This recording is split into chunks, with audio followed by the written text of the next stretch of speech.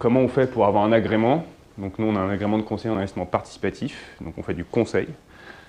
Et ben on doit déposer un dossier à l'AMF, donc de quelques X milliers de pages, pour montrer patte blanche sur comment on va fonctionner, qu'est-ce qu'on va proposer comme investissement, quels sont les montages. Et l'AMF va regarder tout ça pour nous dire si elle valide ou non, puisque c'est quand même de l'appel public à l'épargne avec des seuils inférieurs à 1 million d'euros.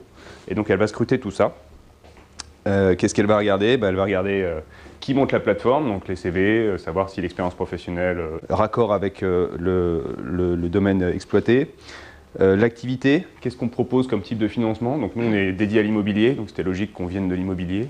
Le montage des opérations, donc où est-ce qu'on intervient? Est-ce qu'on intervient en titre? Est-ce qu'on intervient en dette? Est-ce qu'on intervient en quasi-fonds propres?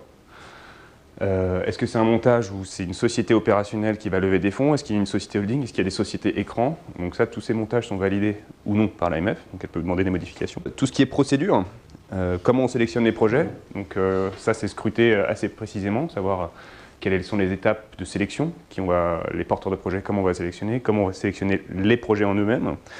Comment on gère les bulletins de souscription des gens qui vont souscrire aux opérations, comment on traite les réclamations, comment on traite nos procédures de lutte anti-blanchiment et de financement du terrorisme. Donc c'est des choses assez pointues. Notre politique de gestion des conflits d'intérêts aussi. Le questionnaire client, c'est-à-dire que comment on va sélectionner les gens à l'entrée pour leur proposer des investissements par la suite.